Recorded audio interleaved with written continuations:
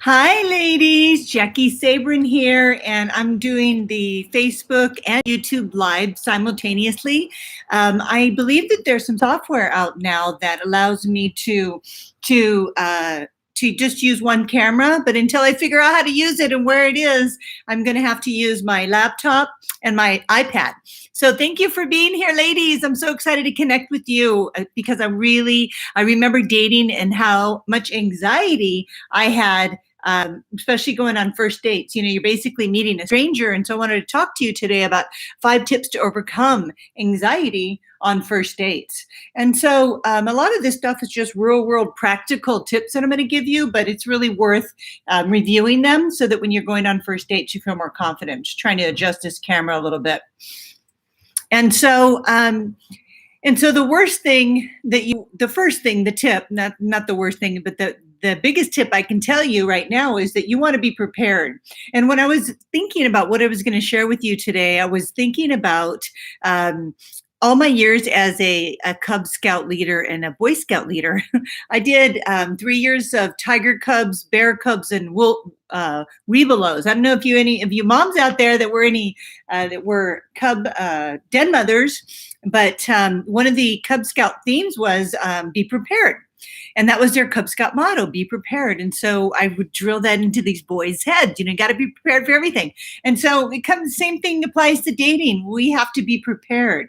And the way that you can be prepared, just looking to see where that camera is so I know where to look, is to make sure that you spend time putting together your dating outfits. I mean, I love these little dating tops. This is a perfect top for a date night. Usually after Thursday night's broadcast, I go out with Michael for dinner. And so I bought a whole bunch of these little tops because they're perfect for a date night. I like this off the shoulder. So if you like this cold shoulder look, you know, go ahead and pick yourself up some tops for this fall because they're perfect for a first date night. And so you want to be prepared with your clothes. There's nothing worse than getting ready for a date and then discovering that you don't know what you're going to wear. Or maybe you feel different than you did in the morning. By the end of the day, you're like, I don't want to wear that. I want to wear something else. That's why I recommend having 3 outfits ready so that you get home from work, you change, you've got 3 options, and you've got the earrings, the shirt, you got everything you're going to wear in one area. I mean, you know what I do? This is horrible. I'm going to share with you that I will buy I'll buy like a pair of jeans, and the styles change, right? They're high waisted, then they're low waisted, then they're high waisted, then they're medium rise. And there's nothing worse than putting on a pair of low waisted jeans with a high waisted shirt. So if you don't buy sets or outfits together, that can happen to you. You can get home and be like, I just got a great pair of jeans, but all the shirts are high waisted and the jeans are low waisted. That's happened to me, and I'm speaking from experience. So if you can get your outfits together, you're going to feel so much more confident because you're going to feel good about what you're wearing. And so I really encourage you to be prepared by having your hair, think out what you're going to wear so that you can relax. So the second tip that I want to give you, and I want to just say hi really quick to some of the ladies that are coming on the call. Hi, Lynn. Hi, Terry. Hi, Linda. So nice to see you here. And over here on YouTube, hi, Kemi, Yasmin, Lillian, Mary. Nice to see you. And they're asking me if I had a nice anniversary. I did. Thank you for asking. We went to the Marine Room here in La Jolla, and the Marine Room's really great. It actually sits on the beach, literally, where we got married. And the reason why I love the Marine Room is because when the tide comes in, it literally comes all the way up to the windows, and it can actually come up to the windows, the water. And then you can see the birds that are flying down and getting the fish, and there's a lot of ocean activity. So it's really fun to go to the Marine Room. We had a really special, wonderful evening. Thank you for asking. So let's go right on to the next tip. And ladies, I'm going to be taking questions. And so I'm hoping my video camera is going to refocus. What happens is if I move too much, the camera starts to go in and out of focus. Hopefully that'll come back on. Let's go to the second tip to overcoming anxiety where you're going on first dates. And this is a big one. And I know you all try to be on time, but being late is just the worst, right? It causes you a lot of stress. You get there a little unprepared, which is the first tip.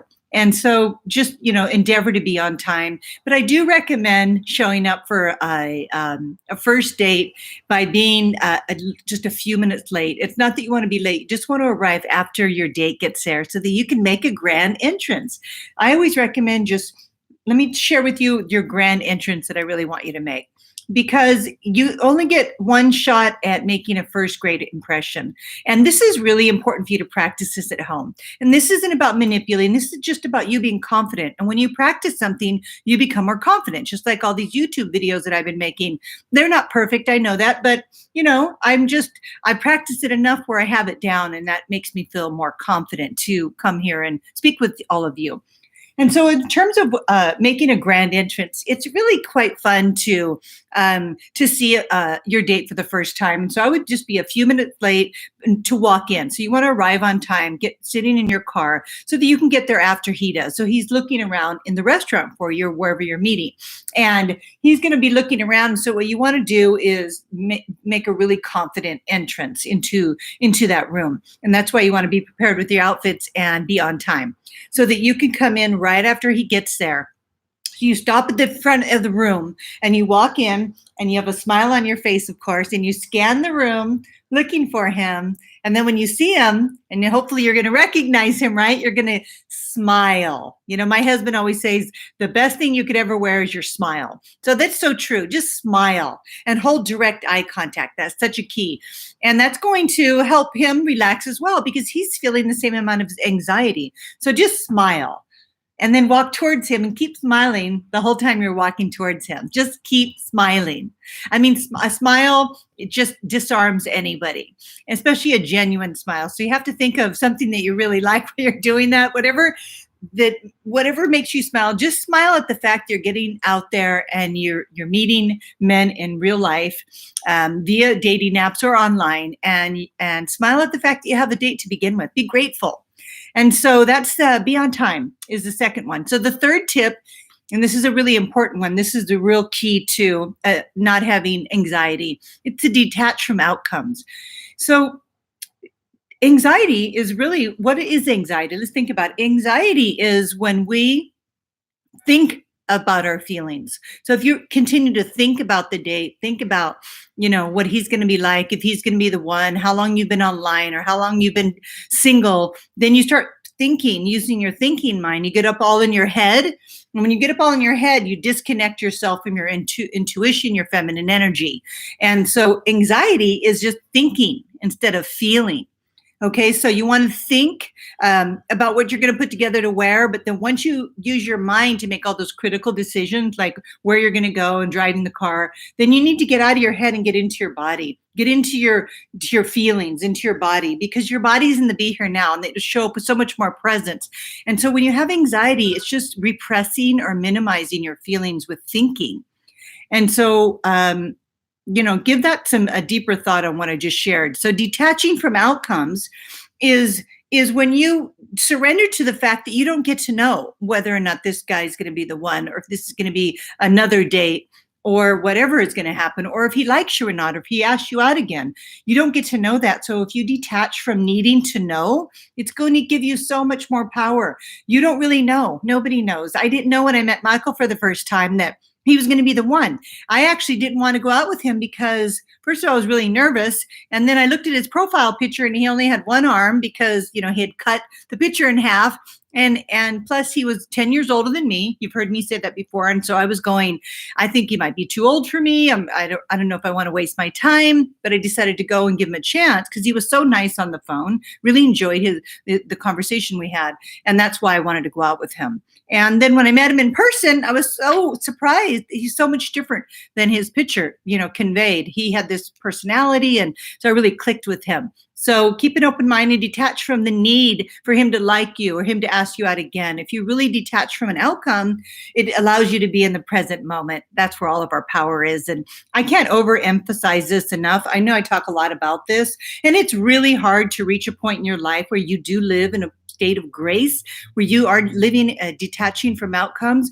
But it is such a gift that you can give yourself. It frees you up to stop thinking it, this compulsive, neurotic, excessive thinking about the men, about the dating, about yourself, second guessing yourself, doubting yourself, just to let go of that need to know what's going to happen and stay in the mystery and excitement of anything can happen, anything's possible. And just like me, I mean, I was single for 8 years, and I went on disastrous first dates. I think last time I was on this live video, I was sharing with you that I was feeding a man food with chopsticks because he couldn't feed himself. And where did I get in a point in my life where I was actually feeding somebody that I didn't know on a date with chopsticks? Because his hand was shaking so much that he couldn't feed himself. That was interesting. I'm a really nice person, compassionate person, but I saw myself on that date going, what am I doing? So, you know, I've had my share of bizarre first dates. That was the one and only with him, by the way. But and so let's go on and move on from the detached from outcomes. Hopefully you wrote these first three down. So the fourth one is set your intention. I love setting an intention before you go on a date. And here's why. Because it'll help you with this anxiety when you have a goal. And so what I mean by a goal is, this intention is to be more present. Maybe last date you went on, you talked a lot, or maybe you didn't say anything. And so this date, you want to set your intention to do one thing, to master one area that you need to work on. That's why I love the dating platform, to improve your social skills. And so look at it as an opportunity to be more articulate, or maybe share a certain story, or maybe not share too much. So look at your history, look at your pattern, and see if you can shift a little bit to show up more empowered. And if detaching from outcome is your intention, then that will be a big win for you. And so just set your intention to do one thing well on your first dates until you master that one thing, and give yourself another thing to do well at. And the things that I can say that are the most important to men is that, oh, this is a good, I'm pausing as I'm thinking about what would be most important to Michael. That I engage in conversation with him. Michael really likes and in our day-to-day life, he's very friendly and outgoing. He loves to talk to people everywhere, and he wants me to do the same. It's so interesting. He looks at me when we go up to people, and he says something, and he wants me to join in the conversation. So that's really important to him, to have someone that likes to banter with him. And I noticed that when we were on our first date, because he kept asking me a gazillion questions. He asked more questions than anybody's ever asked me in my whole life. And that made me really nervous, to be honest, because I was like, gosh, I felt like I was getting the Grand Inquisition. But I know he was just curious about me and wanting to get to know me. And so I wasn't really taking it personal, like he was over asking, but it felt that way on that first date. But it's really because he's just a very friendly person and wanted to get to know me, and he was curious about me. And so set your intentions to fill in the gap of where maybe you were falling short, or areas you want to improve. And like I said, what I wanted to share with you is that what men really like is that you ask them about their work. You know this, right? Ask them about their work, about their life, and maybe about their previous relationship, but not too much. It would just be like, what did you learn from your first marriage? So I always coin it in a positive way. Share something really positive, or what I mean is ask a positive question, like frame things in a way that don't trigger the date that you're with, don't trigger him. And so asking him, what is the best thing you learned when you were married? Or what a pearl of wisdom can you give me about your experience, or that kind of thing. And if he's angry or expresses any negativity about a relationship, you can say that, validate him. I would say that must have been really hard for you. Have empathy. Don't take it personal unless it's excessive, because if you ask that question, you be prepared to listen to what he says. And so let me give you the last tip, and then I'm going to answer questions. So the fifth tip to overcome anxiety on first dates is to be curious. And I kind of touched on this in the tip number 4. Be curious and look at dating as an opportunity to skill up socially and see where you can grow. I grew so much by dating, and I have to be honest, I was really immature. I didn't recognize how emotionally mature I was. I thought I was very mature. I thought I was together, and I was in my 40s.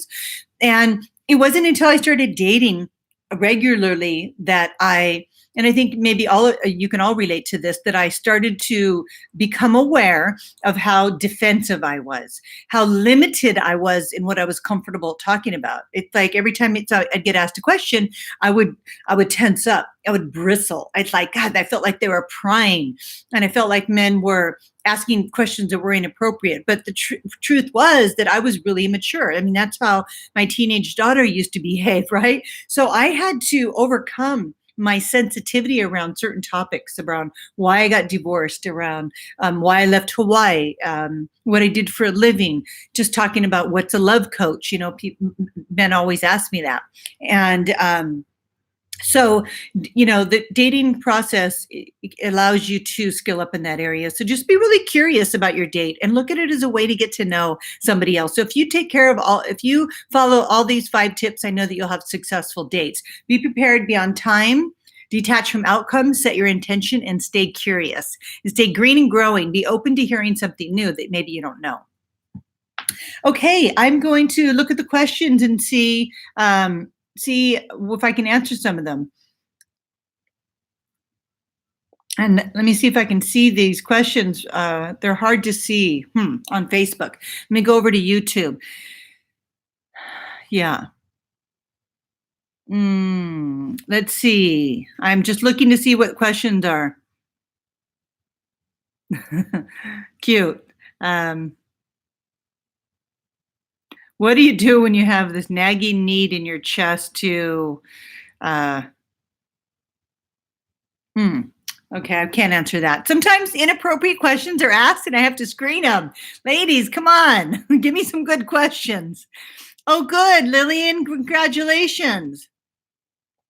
How would you respond to a guy that talks about his ex-wife all the time? He always uses her as an example during our discussion. So I think that you need to create a boundary for that. And so you have to do it very gently. Obviously, he's probably not aware of how it's impacting you, or how he's sounding like he's still stuck on her. And so you'll have to be very gentle with how you say it. It's not what you say, it's how. So again, the question is how to respond to a guy that talks about his ex-wife all the time. He always uses her as an example during our discussions. And what you can say is something like, gosh, John, I'm making these names up, of course. I've noticed since we've been talking that you must have a lot of respect, and maybe it's respect for your ex-wife because you refer to her frequently. And I think that, that's wonderful. So maybe he still has respect for her. And I feel that, just in my own experience, talking about my ex-husband a lot excessively has kind of kept me glued to the past. I don't know if you feel that way, but that's what's coming up for me, and I just wanted to share it with you. I hope that you're open to hearing that.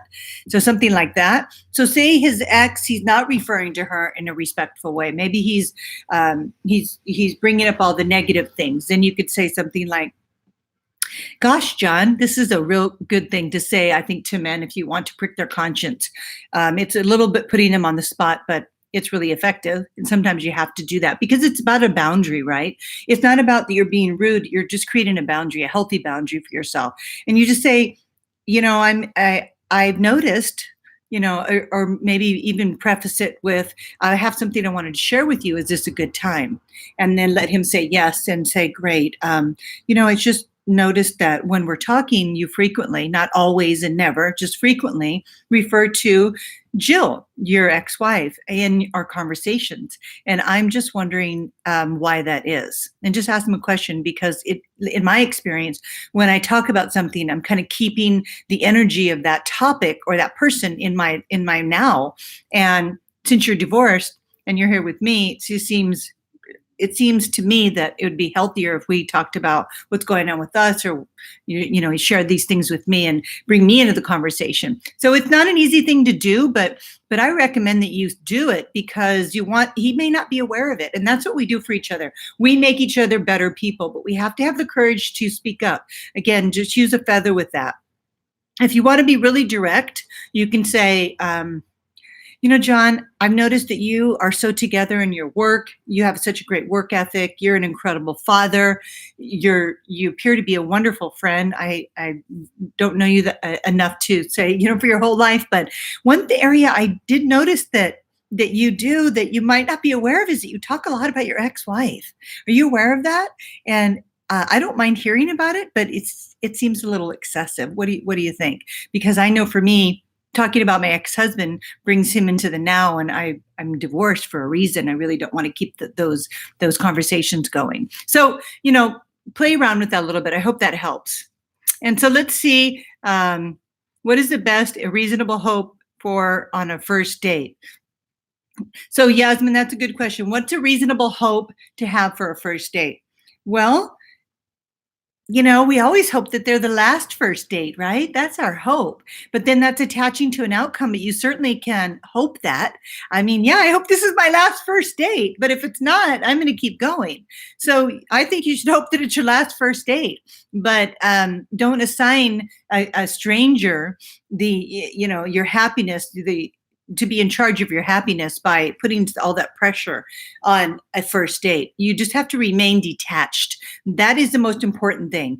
The best hope that you could really have is that you're able to remain emotionally not attached to an outcome so that you aren't really disappointed if he doesn't ask you out again. That's the key. That you don't want to go dip your energy into the energy of discouragement. Disappointment is a healing feeling. When you have disappointment, you can feel and release it. Like it's normal to feel disappointed. Anybody that's going through what you're going through will feel exactly the same. And it's necessary that you feel and release disappointment so that you don't start thinking about your disappointments, which goes into this energy of anxiety, which leads to discouragement. Anxiety, again, is just you suppressing your thoughts with your feelings with thinking. So feel and release that disappointment. So going back to what you said, the best hope that I could have for you is that you learn to stay detached. Because when you're detached, it comes off not aloof. I don't want you to be aloof. That's like a game, but it does show the man that you haven't made up your mind about him because you haven't. And that means you're a maybe.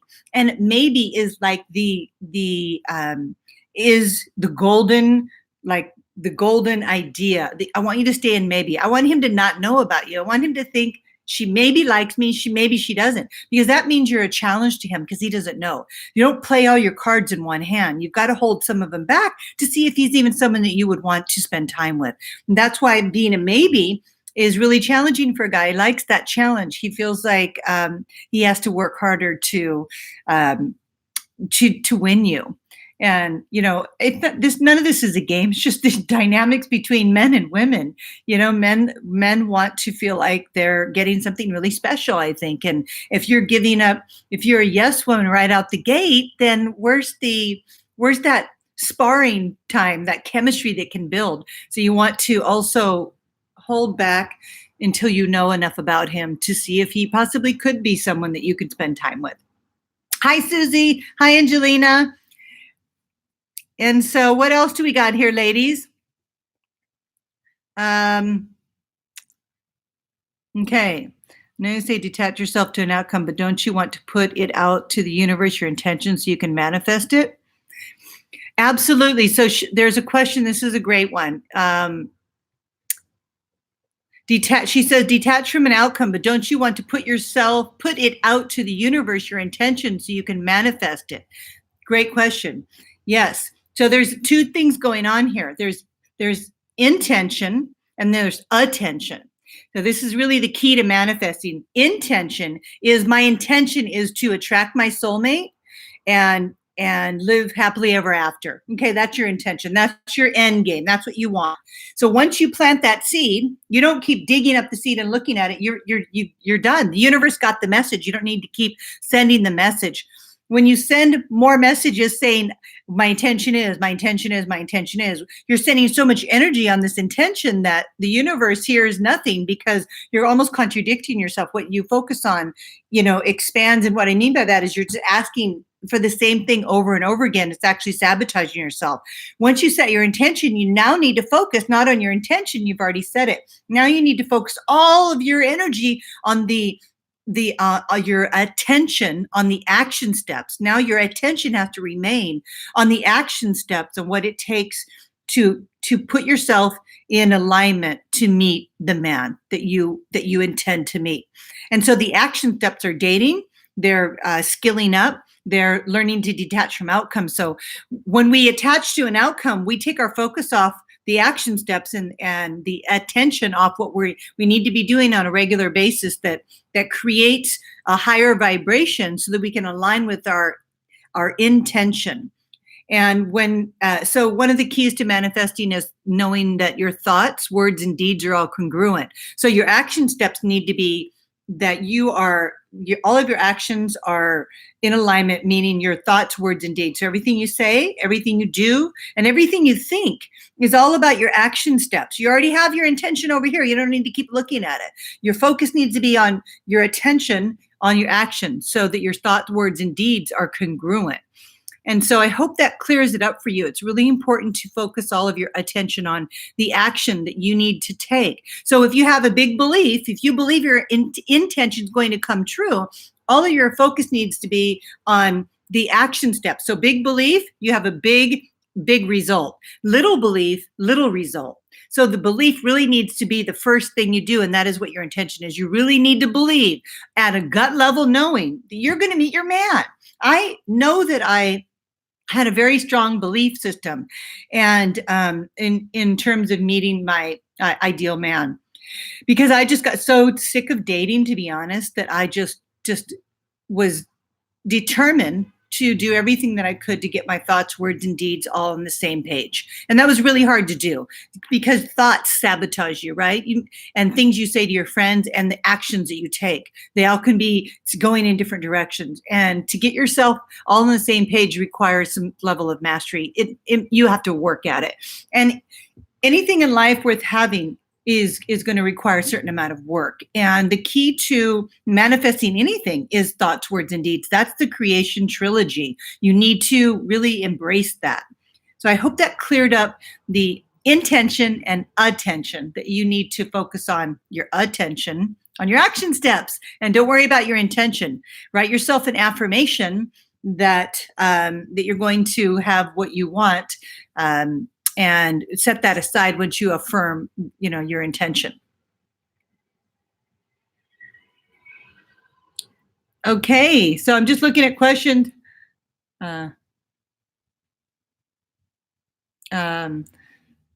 Let's see. I'm just trying to see the questions. Thank you, Susie. What do you suggest in the case your first date located in London and I'm in New York City? If you're doing long distance dating, I really recommend doing FaceTime. If you're meeting, you should definitely do FaceTime before you meet. And if you're going to meet in London and you're in New York City, I meet the guy. I wish it would show me more. It's just not showing me more of the questions on my, I'm sorry, ladies, on my Facebook page. I would recommend meeting him online in a Skype or a FaceTime chat first if you're doing long distance, and spend some time getting to know him that way so that you aren't wasting your time meeting somebody long distance. So I love FaceTime for that. I do a lot of Skyping with my clients, and it's wonderful. It creates a lot more intimacy really fast. So I hope that helps you. And you're getting some good feedback from the other ladies that are on the call in the chat. So I hope you're reading that, Natasha. Hi, Ariana. Aloha, girlfriend. Okay, ladies, any other questions? I'm just going to scroll through this. What should your partner touches you? What should you do if your partner touches you without your consent? Ooh, this is a good one. Depends on what he does. Okay, so you guys all use your best judgment when it comes to this question. What do you do when a man touches you without your consent? But it varies on what he does. For example, when we were on our first date, Michael put his hand on my leg right here, and I took his hand off and put it back on his leg, and I was laughing and I said, "Slow down, cowboy." And I thought it was we were having some playful banter, but I did set the boundary for him not to do that. But I did it with a smile on my face because he wasn't being aggressive. He was just making a move, and I said, not so fast. Now, if a guy comes in for a kiss and you're not wanting to kiss him, I would put my hand out, put it on his chest. This is a very soft way to let a man down and go, that might happen in the future, but it's not going to happen right now. So you can be sweet about it. You can hold a boundary by like, you know what? If not no, it's just not right now. I'm just not quite ready for that. I would definitely do that. Do not let a man kiss you if you do not want him to kiss you. If a man touches you in a way that you don't like, you need to let him know right away. And depending on where he touches you and how big of a boundary violation, there's some yang energy that you can use if a man touches you and you don't want him to. If it's really inappropriate, you need to use the word no or stop. And you need to use it at a level, depends on how inappropriate it is. So you need to practice your no's. Like what I would do is like, it's no. Okay, so a no could be like, if a puppy's jumping up on your leg, you're not going to yell at a puppy, right? So you're like, no, no, that's a 2. No, no. And if say a child was going to pull maybe a cup down off the table and it was going to hit him and spill some water, you'd go, no, stop, stop. So that's like a level 5. And then if there was a kid who was going to run out in the street and get hit by a car, it'd be a no, stop, right? So that's a 10. So I want you to practice this at home, ladies, because so I'm sorry if I got a little loud. I just did it because I really want to demonstrate a no, no, no, stop. Or is it a stop, stop, stop? Or is it a stop? So depends on what he's doing. I want you to practice so you're ready, so that you have that boundary in place. Because if you don't practice no at home, I mean, we're basically yes. I mean, we're conditioned from the minute we're born to say yes. I mean, we're all naturally overgivers until we learn to stop that dysfunctional behavior. So if you practice this yang energy and somebody does do something, you'll know how much of a boundary violation is, and you'll be prepared to say, no, stop that, please. I do not want you to do that again. If you have that energy down, it'll be the right level if you practice it. So I hope that helps. Definitely say something or call for the bartender or vote with your feet. Somebody does something you don't like, you're not obligated to stay. Say, I'm going to go to the bathroom and just walk out and get in your car and drive away. Vote with your feet, ladies. If you ever feel that you're in any kind of danger or the man's disrespecting you, say you're going to go to the bathroom and then just leave.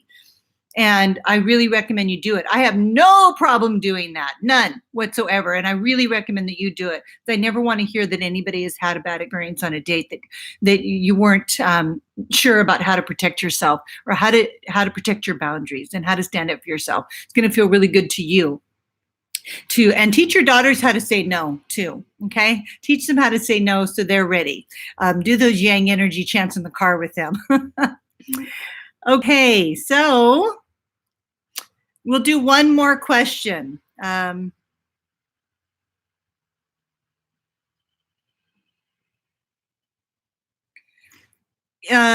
have been communicating with a man in England and I'm in Florida. We use WhatsApp on video chat. I'm ready to get past regular work and hobby questions.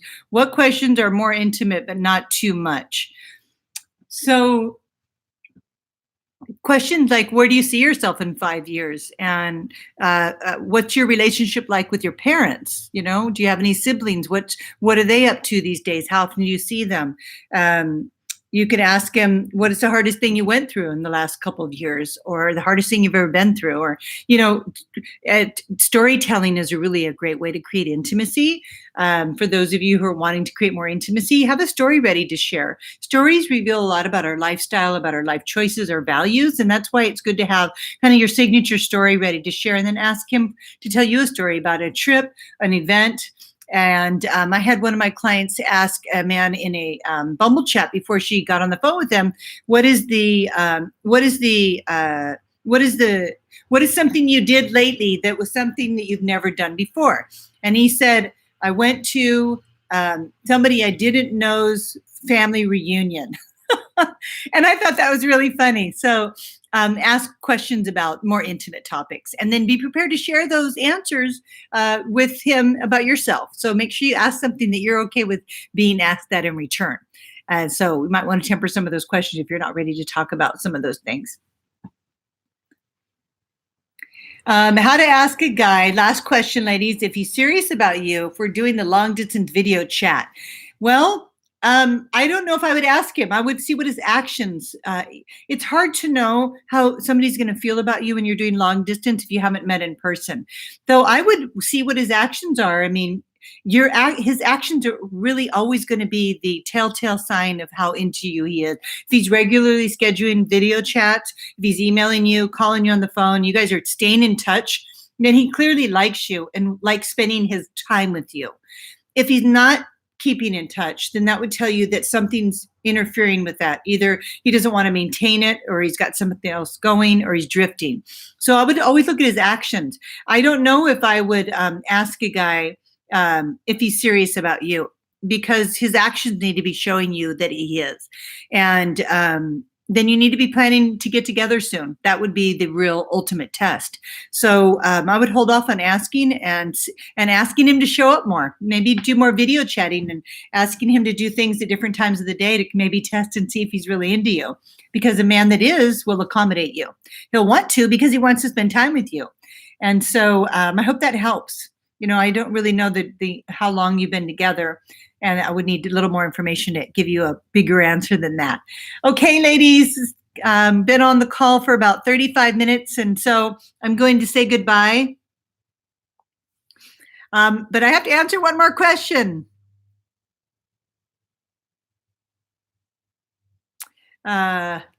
The question is, do you think it's odd that we say we love each other after 4 weeks of knowing each other? No, absolutely not. I think that that's wonderful. I mean, if I would let the man say it first, let him lead. And then if he says it and you feel it, then yes. I mean, saying you love somebody doesn't mean saying you're marrying them or they're going to ask you to marry them, but sharing love is so important to not hold that back. If you feel that and he feels it, opening your heart to a man is the most beautiful thing you can do. And I wouldn't make any assumptions that it means you're going to be together forever. And but that's another conversation, right? But no, I think it's amazing. I think Michael told me he loved me after 3 weeks. And love happens fast, you know. I wasn't ready. And it was a big, like, oh my gosh, I was very nervous when I heard that. But it wasn't too long after that I felt the same way about him. So ladies, this has been wonderful. Thank you for your questions. I really appreciate you showing up and asking the questions. It makes the live broadcast so much more interesting. And if you've known each other for 2 months now, I recommend that you, this is a Facebook question, push for an in-person meeting. And that will tell you how serious he is about you. I would really actually push for it. And when I say push, I would say, I would be so happy to see you in person. Let's get something on the calendar. I really would love to have that to look forward to before the end of the year. And so get something on the calendar where you can see each other and in person. Then you'll know how serious he is. So I hope that helps. Ladies, goodbye. Have a beautiful weekend. Love all of you. Yeah, I'll respond to the rest of these questions in the chat after I end the recording, okay? All right, lady. Bye. See you later.